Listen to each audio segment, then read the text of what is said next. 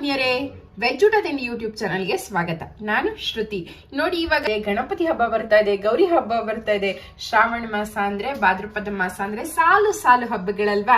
ಹಾಗಾಗಿ ಯಾವ್ದಾದ್ರು ಒಂದು ಹಬ್ಬಕ್ಕೆ ನಮ್ಮಲ್ಲಿ ಸಿಹಿ ಮಾಡ್ಬೇಕಪ್ಪ, ಸುಲಭವಾಗಿ ಒಂದು ಉಂಡೆ ಮಾಡ್ಬೇಕು ಅಂತಂದ್ರೆ ಈ ರವೆ ಉಂಡೆನ ಮಾಡ್ಕೊಳ್ಬಹುದು. ಸ್ವಲ್ಪನೇ ಇಂಗ್ರೀಡಿಯೆಂಟ್ಸು, ಹೆಚ್ಚು ರುಚಿ, ಹಾಗೆ ಮಾಡಿ ಏರ್ ಟೈಟ್ ಬಾಟಲ್ ಅಲ್ಲಿ ಹಾಕಿಟ್ಕೊಂಡ್ರೆ ನೀವು 4 ದಿನ 5 ದಿನ ವಾರದ ತನಕ ಇಟ್ಕೊಳ್ಬಹುದು.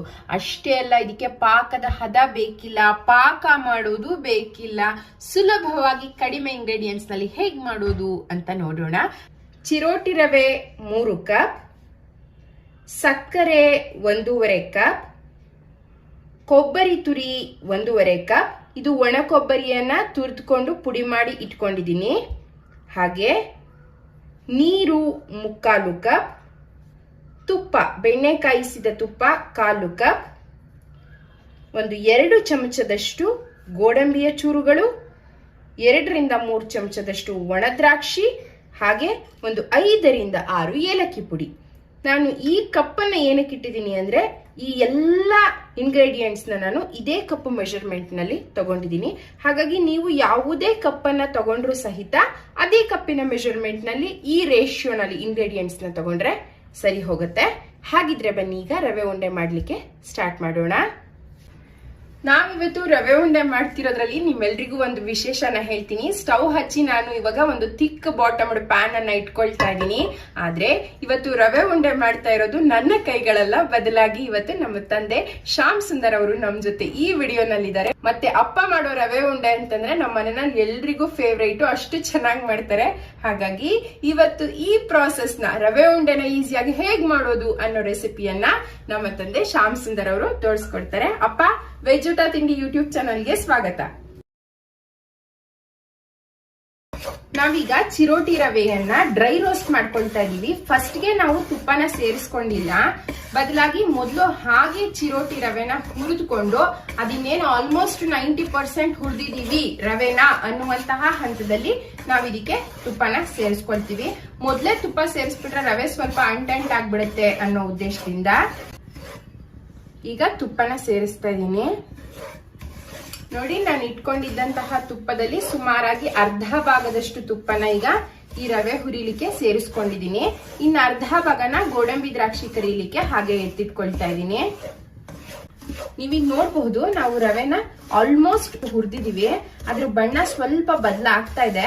ಮತ್ತೆ ಮನೆಯಲ್ಲೆಲ್ಲ ಒಳ್ಳೆ ಪರಿಮಳ ಬರುತ್ತೆ ರವೆ ಹುರಿದಾಗ ತುಪ್ಪದ ಜೊತೆ ಸೇರ್ಕೊಂಡು.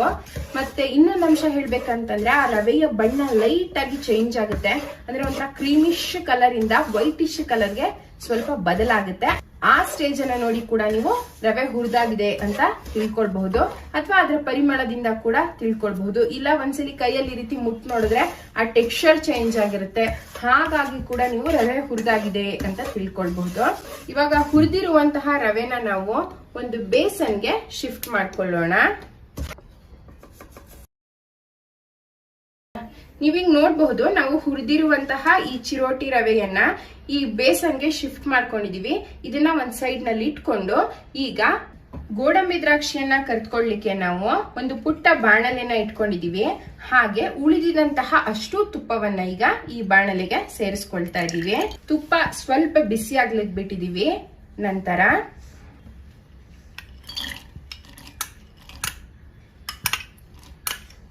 ನೋಡಿ, ನಾವು ಮುರಿದಿಟ್ಕೊಂಡಿದ್ದಂತಹ ಗೋಡಂಬಿಯ ಚೂರುಗಳನ್ನ ಇದಕ್ಕೆ ಸೇರಿಸ್ಕೊಂಡಿದೀವಿ. ಇದು ಸ್ವಲ್ಪ ಲೈಟ್ ಆಗಿ ಬ್ರೌನ್ ಆಗೋವರೆಗೂ ಇದನ್ನ ಫ್ರೈ ಮಾಡ್ಕೊಳ್ಳೋಣ. ಇದು ಅರ್ಧ ಫ್ರೈ ಆಗಿದೆ ಅನ್ನುವಂತಹ ಸ್ಟೇಜ್ ನಲ್ಲಿ ನಾವು ಒಣ ದ್ರಾಕ್ಷಿಯನ್ನ ಕೂಡ ಇದಕ್ಕೆ ಸೇರಿಸ್ಕೊಳ್ತಾ ಇದೀವಿ.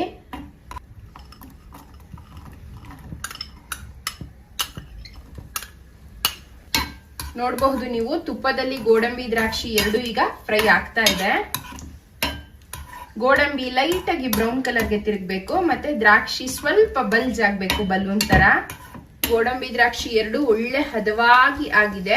ನಾವೀಗ ಸ್ಟವ್ ಫ್ಲೇಮ್ ಅನ್ನ ಆಫ್ ಮಾಡಿಕೊಂಡು ಈ ಕರಿದಿರುವಂತಹ ಗೋಡಂಬಿ ಮತ್ತೆ ದ್ರಾಕ್ಷಿಯನ್ನ ತುಪ್ಪದ ಸಮೇತ ನಾವು ಆಗ್ಲೇ ಹುರಿದಿಟ್ಕೊಂಡಿದ್ದಂತಹ ಚಿರೋಟಿ ರವೆಯ ಬೇಸನ್ಗೆ ಸೇರಿಸ್ತಾ ಇದೀವಿ. ನೋಡಿ, ನಾವಾಗ್ಲೇ ಹುರಿದಿದ್ದಂತಹ ಚಿರೋಟಿ ರವೆಯ ಬೇಸನ್ಗೆ ಈಗ ತುಪ್ಪದ ಸಮೇತ ಈ ಗೋಡಂಬಿ ದ್ರಾಕ್ಷಿ ಎರಡನ್ನು ಸೇರಿಸಿದೀವಿ. ಮತ್ತೆ ಒಮ್ಮೆ ಅದನ್ನ ನೀಟಾಗಿ ಹೀಗೆ ಮಿಕ್ಸ್ ಮಾಡ್ಕೊಳ್ಳೋಣ, ಅಂದ್ರೆ ಆ ತುಪ್ಪ ಎಲ್ಲ ಕಡೆ ಹೊಂದ್ಲಿ ಅನ್ನೋ ಉದ್ದೇಶದಿಂದ. ಹಾಗೆ ಇದೇ ಹಂತದಲ್ಲಿ ಈಗಾಗ್ಲೇ ಪುಡಿ ಮಾಡ್ಕೊಂಡಿದ್ದಂತಹ ಒಣ ಕೊಬ್ಬರಿ ಇತ್ತಲ್ವಾ, ಅದನ್ನ ಕೂಡ ಸೇರಿಸ್ತಾ ಇದೀವಿ. ಕೊಬ್ಬರಿ ತುರಿ ಹಾಕೊಂಡ ತಕ್ಷಣ ನಾವು ಇಟ್ಕೊಂಡಿದ್ದಂತಹ ಸಕ್ಕರೆಯನ್ನು ಸಹಿತ ಸೇರಿಸ್ತಾ ಇದ್ದೀವಿ. ಈ ಸೈಡು ಮಿಶ್ರಣಕ್ಕೆ ಎಲ್ಲವನ್ನ ಹಾಕಿ ಇಟ್ಕೊಂಡಿದೀವಿ. ಈ ಸೈಡು ನೀರು ಚೆನ್ನಾಗಿ ಕುದಿಬೇಕು, ಕೊತ ಕೊತ ಅನ್ನುವವರೆಗೆ ನೀರು ಕುದಿಬೇಕು. ನೀವೀಗ ನೋಡಬಹುದು, ನಾವು ಗೋಡಂಬಿ, ದ್ರಾಕ್ಷಿ, ಏಲಕ್ಕಿ ಪುಡಿ, ಸಕ್ಕರೆ, ರವೆ ಎಲ್ಲ ಇಂಗ್ರೀಡಿಯೆಂಟ್ಸ್ ನ ನೀಟಾಗಿ ಮಿಶ್ರ ಮಾಡಿ ಇಟ್ಕೊಂಡಿದೀವಿ, ಮಿಕ್ಸ್ ಮಾಡಿ ಇಟ್ಕೊಂಡಿದೀವಿ. ಈ ಹಂತದಲ್ಲಿ ನಾನು ಆಗ್ಲೇ ಇಟ್ಕೊಂಡಿದ್ದಂತಹ 5 ಏಲಕ್ಕಿಯನ್ನ ಸ್ವಲ್ಪ 1/4 ಚಮಚ ಸಕ್ಕರೆ ಜೊತೆ ಸೇರಿಸ್ಕೊಂಡು ಪುಡಿ ಮಾಡ್ಕೊಂಡಿದ್ದೆ. ಈಗ ಆ ಏಲಕ್ಕಿ ಪುಡಿಯನ್ನ ಕೂಡ ಇದಕ್ಕೆ ಸೇರಿಸ್ತಾ ಇದೀವಿ. ಇದಕ್ಕೀಗ ಏಲಕ್ಕಿ ಪುಡಿನ ಹಾಕಿದೀವಿ. ಮತ್ತೆ ಇಲ್ಲಿ ನೋಡಬಹುದು ನೀವು, ಅಷ್ಟರೊಳಗಾಗ್ಲೇ ನೀರು ಚೆನ್ನಾಗಿ ಕೊತ ಕೊತ ಕೊತ ಕೊತ ಅಂತ ಕುದೀತಾ ಇದೆ. ಈಗ ಕುದ್ದ ನೀರನ್ನ ನಾವು ಆ ರವೆಯ ಮಿಶ್ರಣಕ್ಕೆ ಸೇರಿಸ್ಕೊಳ್ಬೇಕು.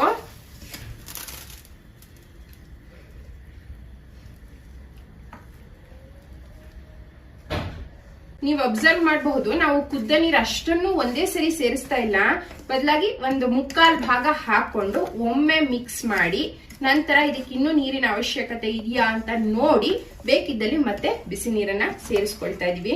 ನಾವು ಈ ರವೆ ಉಂಡೆ ಮಾಡ್ಲಿಕ್ಕೆ ಯಾವುದೇ ರೀತಿ ಸಕ್ಕರೆ ಪಾಕನ ಮಾಡಿಲ್ಲ, ಹಾಲನ್ನ ಸೇರಿಸಿಲ್ಲ. ಕಾರಣ ಏನಪ್ಪಾ ಅಂದ್ರೆ, ಹಾಲ್ ಹಾಕಿದ್ರೆ ಅವತ್ತು ಅಥವಾ ಮಾರನೇ ದಿನ ತಿಂದು ಖಾಲಿ ಮಾಡ್ಬಿಡ್ಬೇಕು, ಹೆಚ್ಚು ದಿನ ಇಡ್ಲಿಕ್ಕೆ ಬರಲ್ಲ. ಆದ್ರೆ ನಾವು ಹಾಲ್ ಹಾಕದಲ್ಲೇ ಈ ರೀತಿ ಬರೀ ಬಿಸಿ ನೀರ್ನಲ್ಲಿ ಮಾಡಿದಾಗ ನೀವು 4 ದಿನ 5 ದಿನ ಬಾಕ್ಸ್ ನಲ್ಲಿ ಹಾಕಿಟ್ಕೊಂಡು ಉಪಯೋಗಿಸ್ಕೊಳ್ಬಹುದು. ನೋಡಿ, ನಾವು ಹಾಕದಂತ ನೀರು ಸಫಿಶಿಯಂಟ್ ಆಯ್ತು. ಆಲ್ಮೋಸ್ಟ್ ಇನ್ನೊಂದು 1/4 ಕಪ್ ನಷ್ಟು ನೀರ್ನ ಹಾಗೆ ಮಿಗಿಸ್ಬಿಟ್ಟಿದೀವಿ. ಅಂದ್ರೆ ಒಂದು ಅರ್ಧ ಕಪ್ ನಷ್ಟು ನೀರ್ನಷ್ಟೇ ನಾವು ಸೇರಿಸ್ಕೊಂಡಿದೀವಿ. ಈಗ ಇದನ್ನೆಲ್ಲ ಚೆನ್ನಾಗಿ ಮಿಕ್ಸ್ ಮಾಡ್ಕೊಂಡ್ವಿ ಅಲ್ವಾ, ಇದನ್ನ ಹೀಗೆ ಆ ನೀರು, ಸಕ್ಕರೆ, ಆ ತುಪ್ಪ ಎಲ್ಲ ನೀಟಾಗಿ ಅಬ್ಸರ್ವ್ ಆಗ್ಲಿಕ್ಕೆ ಹಾಗೆ ಬಿಟ್ಬಿಡೋಣ. ಒಂದು ಅರ್ಧ ಗಂಟೆ ಇದು ಹೀಗೆ ಚೆನ್ನಾಗಿ ಆ ಸಾರನೆಲ್ಲ ಹೀರ್ಕೊಳ್ಳಿ. ಆಮೇಲೆ ನಾವಿದನ್ನ ಉಂಡೆ ಕಟ್ಕೊಳ್ಬಹುದು. ಈಗ ನೋಡಿ ಅಪ್ಪ ಹೇಗೆ ಆ ಬೇಸನಲ್ಲಿ ಅದನ್ನ ಪ್ರೆಸ್ ಮಾಡಿ ಇಡ್ತಾ ಇದಾರೆ. ಆತರ ಇಟ್ಟಾಗ ಅದು ಚೆನ್ನಾಗಿ ಸಕ್ಕರೆ ಕರಗಿ ಎಲ್ಲ ಒಂದಕ್ಕೊಂದು ಹೊಂದ್ಕೊಳ್ಳುತ್ತೆ. ಈ ರೀತಿ ಹೊಂದ್ಕೊಳ್ಳಿಕ್ಕೆ ನಾವು ಒಂದು ಅರ್ಧ ಗಂಟೆ ಇದನ್ನ ಹೀಗೆ ಬಿಟ್ಬಿಡ್ಬೇಕು. ನಾನು ಇದ್ರ ಮೇಲೆ ಒಂದು ಪ್ಲೇಟ್ ಮುಚ್ಚಿ ಇದನ್ನ ಹೀಗೆ ಬಿಟ್ಬಿಡ್ತೀನಿ. ಈಗ ಈ ಲಿಡ್ ಅನ್ನು ಓಪನ್ ಮಾಡೋಣ. ಎಷ್ಟು ಚೆನ್ನಾಗಿ ಹಬೆ ಬಂದಿದೆ ನೋಡಿ. ಅಂದ್ರೆ ಆ ರವೆ ತುಪ್ಪದಲ್ಲಿ ಇದ್ದಂತಹ ಕಾವಿಗೆ, ಆ ಬಿಸಿನೀರಿನ ಕಾವಿಗೆ ಎಲ್ಲ ಚೆನ್ನಾಗಿ ಒಂದಕ್ಕೊಂದು ಹೊಂದ್ಕೊಂಡಿದೆ ಅಂತ. ಮತ್ತೆ ಮನೆಯಲ್ಲೆಲ್ಲ ಒಳ್ಳೆ ಘಮ ಬರ್ತಾ ಇದೆ, ಪರಿಮಳ ಬರ್ತಾ ಇದೆ. ಈಗ ಇದನ್ನ ನಮ್ಗೆ ಯಾವ ಸೈಜ್ ಬೇಕು ಆ ಸೈಜ್ಗೆ ಉಂಡೆಗಳನ್ನಾಗಿ ಮಾಡ್ಕೊಳ್ಳೋಣ.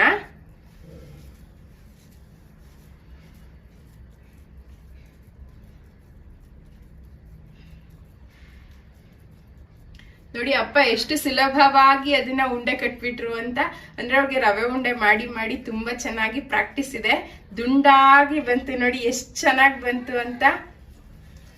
ಒಂದೇ ಒಂದು ರವೆ ಕಾಳು ಕೂಡ ಕೆಳಗೆ ಉದುರುತ್ತಾ ಇಲ್ಲ, ನೀಟಾಗಿ ಬಾಂಡ್ ಆಗ್ತಾ ಇದೆ. ಅಂದ್ರೆ ನಾವು ಹಾಕಿರುವಂತಹ ನೀರು, ಸಕ್ಕರೆ ರೇಷಿಯೋ ಆ ರವೆಗೆ ಸರಿಯಾಗಿ ಹೊಂದ್ಕೊಂಡಿದೆ, ಸರಿಯಾದ ಪ್ರಮಾಣ ಅಂತ ಅರ್ಥ. ನೋಡಿ ಎಷ್ಟು ಸುಲಭವಾಗಿ ಉಂಡೆಗಳಾಗ್ತಾ ಇದೆ. ಮತ್ತೆ ನಾವು ಹೆಚ್ಚು ದ್ರಾಕ್ಷಿ, ಹೆಚ್ಚು ಗೋಡಂಬಿ ಹಾಕೋ ಅವಶ್ಯಕತೆ ಇಲ್ಲ. ಆದ್ರೆ ಗೋಡಂಬಿ ಹಾಕುವಾಗ ಗೋಡಂಬಿನ ಸಣ್ಣ ಸಣ್ಣ ಚೂರುಗಳನ್ನಾಗಿ ಮಾಡಿ ಹಾಕೋದ್ರಿಂದ ಪ್ರತಿ ಉಂಡೆನಲ್ಲೂ ಆಲ್ಮೋಸ್ಟ್ ಎವ್ರಿ ಬೈಟ್ ಅಲ್ಲಿ ನಮ್ಗೆ ಆ ಗೋಡಂಬಿ ಮತ್ತೆ ದ್ರಾಕ್ಷಿ ತಿನ್ನುವಾಗ ಸಿಗುತ್ತೆ. ಹಾಗಾಗಿ ದ್ರಾಕ್ಷಿ ಸ್ವಲ್ಪ ಹೆಚ್ಚಿಗೆ ಹಾಕಿದ್ರು, ಗೋಡಂಬಿ ಕಡಿಮೆ ಹಾಕಿದ್ರು ಅದನ್ನ ಪೀಸಸ್ ನ ಜಾಸ್ತಿ ಮಾಡಿ ಹಾಕ್ಬೇಕು. ಈಗ ನಾವಿರುವಂತಹ ಈ ಮಿಕ್ಸರ್ ಅನ್ನ ಅಷ್ಟನ್ನು ಉಂಡೆ ಮಾಡಿ ಆಮೇಲೆ ಎಷ್ಟು ಬಂತು ಅಂತ ನೋಡೋಣ.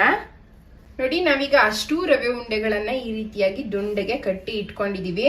ಮತ್ತೆ ನಾನು ತಗೊಂಡಿದ್ದಂತಹ ಮೆಜರ್ಮೆಂಟ್, ಈ ಕಪ್ ನಲ್ಲಿ, ಪುಟ್ಟ ಕಪ್ ನಲ್ಲಿ 3 ಕಪ್ ಚಿರೋಟಿ ರವೆನ ತಗೊಂಡಿದ್ದೆ. ಆ ಮೆಜರ್ಮೆಂಟ್ಗೆ ನನಗೆ ಇವತ್ತು ಈ ಸೈಜಿನ 18 ಉಂಡೆಗಳು ಆಗಿದೆ.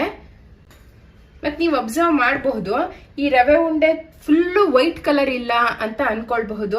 ಯಾಕಪ್ಪ ಅಂದ್ರೆ ಈಗ ಇನ್ನು ಹಸಿ ಇರೋದ್ರಿಂದ ಇದು ಲೈಟ್ ಆಗಿ ಕ್ರೀಮಿಶ್ ಕಲರ್ ಇರುತ್ತೆ.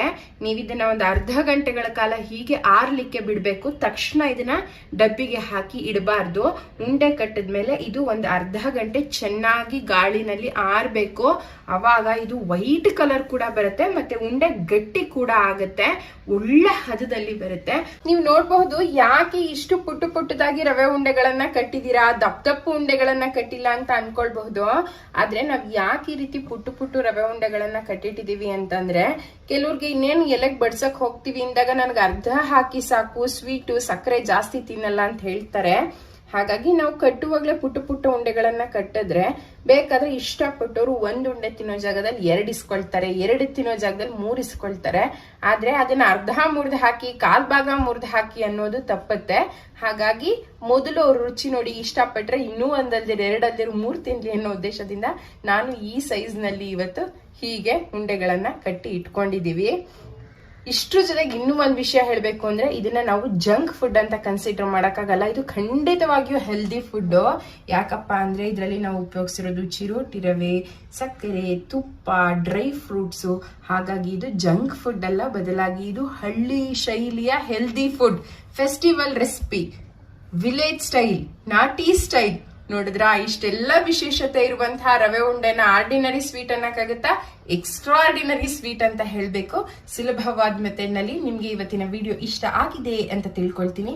ನಮ್ಮ ಇವತ್ತಿನ ಈ ವಿಡಿಯೋ ರವೆ ಉಂಡೆ ಸಕ್ಕರೆ ಪಾಕ ಇಲ್ದಲೆ ಅತ್ಯಂತ ಸುಲಭವಾಗಿ ಮಾಡುವಂತಹ ರೆಸಿಪಿ ನಿಮ್ಗೆ ಇಷ್ಟ ಆಗಿದ್ರೆ ಈ ವಿಡಿಯೋನ ಲೈಕ್, ಶೇರ್, ಕಮೆಂಟ್ ಮಾಡೋದನ್ನ ಮರಿಬೇಡಿ. ಹಾಗೆ ಇದುವರೆಗೆ ನೀವೇನಾದ್ರೂ ನಮ್ಮ ವೆಜ್ ಊಟ ತಿಂಡಿ ಯೂಟ್ಯೂಬ್ ಚಾನಲ್ಗೆ ಸಬ್ಸ್ಕ್ರೈಬ್ ಆಗಿಲ್ಲ ಅಂತಂದ್ರೆ ಪ್ಲೀಸ್ ಸಬ್ಸ್ಕ್ರೈಬ್ ಆಗಿ.